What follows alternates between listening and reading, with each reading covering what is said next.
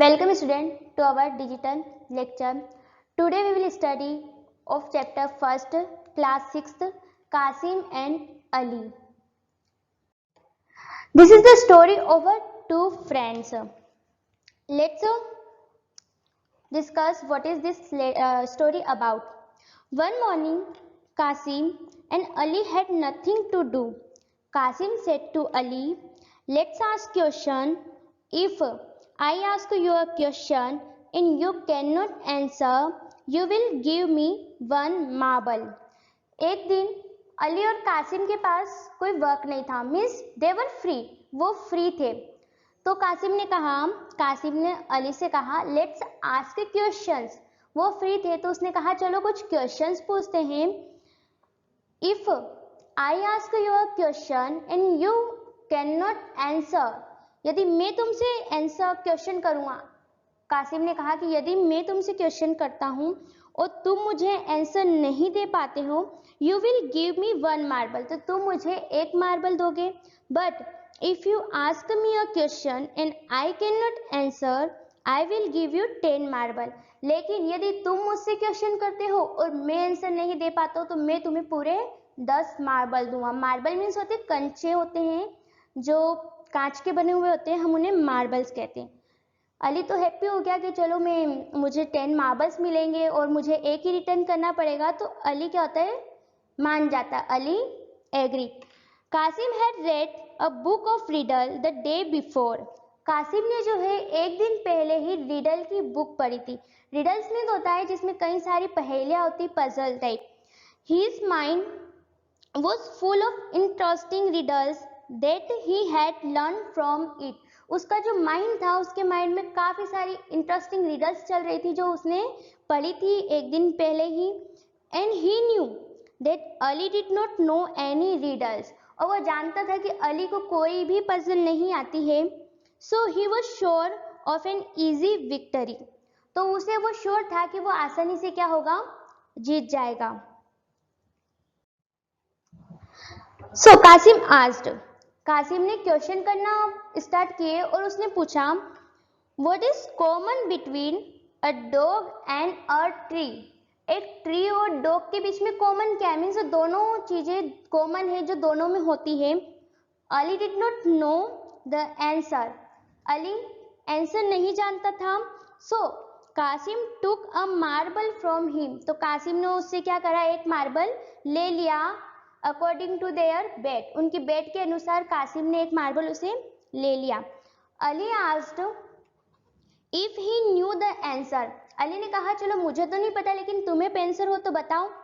Qasim came out with the answer, तब कासिम ने अपना आंसर दिया द बार्क, कि द बार्क है वो डॉग और ट्री के बीच में कॉमन होती. डॉग के लिए बार्क का मीनिंग होता है भौंकना, और ट्री की बार्क मीन्स होती है उसकी छाल. ये दोनों ही डॉग और ट्री के बीच में कॉमन है. Kasim asked a second question, Kasim ने अपना दूसरा क्वेश्चन पूछा. What is the thing which if you knock out its eyes has only the nose left. Kasim ने अपना सेकेंड क्वेश्चन किया.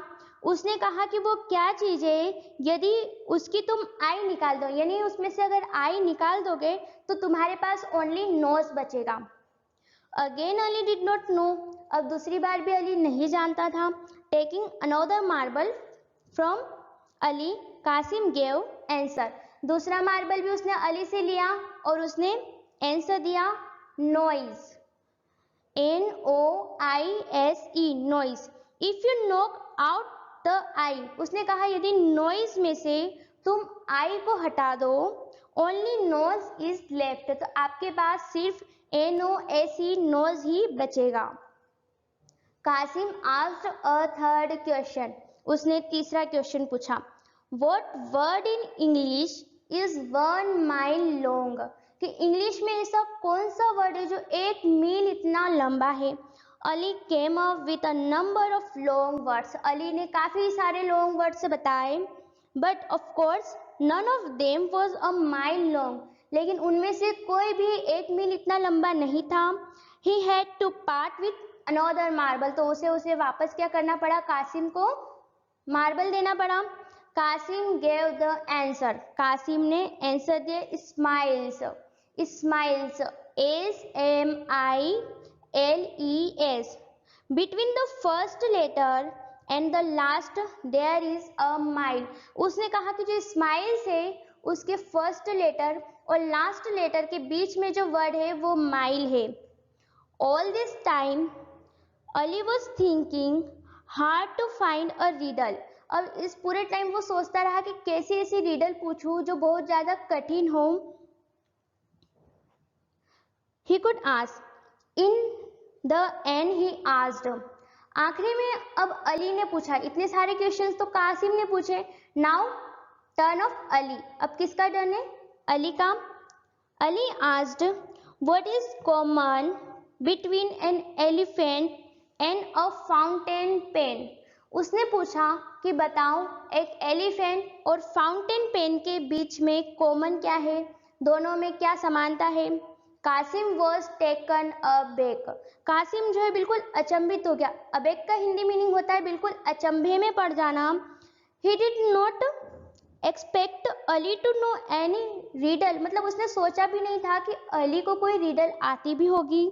He had no idea what was common between an elephant and a fountain pen, उसे कोई idea नहीं था कि एक fountain pen और एलिफेंट के बीच में क्या अंतर है। So he gave Ali 10 marbles, तो उनकी बेट क्या थी कि यदि अली ने क्वेश्चन पूछा और कासिम आंसर नहीं दे पाया तो कासिम अली को कितने मार्बल्स देगा? 10 marble. So he gave Ali 10 marble, तो उसने अली को कितने मार्बल्स दे दिए? 10। What is the correct answer? He asked. फिर कासिम ने पूछा okay I don't know answer but you know, तुम जानते हो तो बोलो करेक्ट आंसर क्या है। I don't know my self said Ali, Ali ने भी कहा कि मैं भी खुद नहीं जानता कि इसका आंसर क्या है। Then giving Kasim a marble according to their bet, उसने मार्बल कासिम को वापस से एक मार्बल दे दिया क्योंकि वो भी उसका आंसर नहीं जानता था। He added this is our agreement, और एट लास्ट उसने कहा कि यही हमारा एग्रीमेंट है कि मुझे जो आंसर नहीं आया उसके लिए मैं तुम्हें ओनली 1 ही मार्बल दूंगा।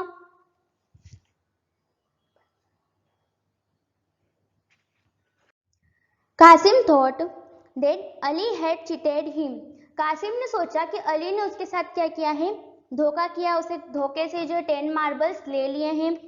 He waited for an opportunity to get his marble back, और वो एक अवसर, अपॉर्चुनिटी का मीनिंग होता है अवसर का इंतजार कर रहा था कि कैसे अपने मार्बल को वापस ले।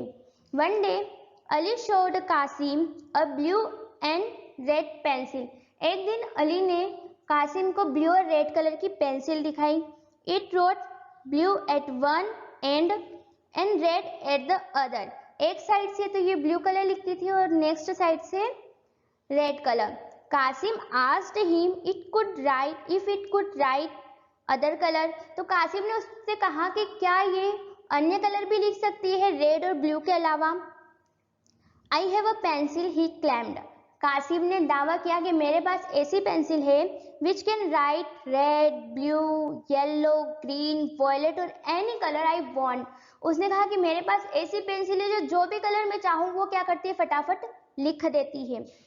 इम्पॉसिबल सेड अली, अली ने कहा ये तो इम्पॉसिबल हो ही नहीं सकता, ऐसी पेंसिल कौन सी है जो आप जो चाहो वो कलर लिख दे। Shall we bet 10 marbles asked Kasim, तो बोलते क्या हम 10 मार्बल्स की बेट लगाएं? किसने कहा? कासिम ने। यस सेड अली, अली ने भी बिना सोचे समझे कहा कि हाँ चलो ठीक है 10 मार्बल्स की बेट लगाते हैं। So they made the bet in the presence of their friend, तो अपने फ्रेंड्स की प्रेजेंस में उनकी उपस्थिति में उन्होंने क्या किया? बेट लगाई।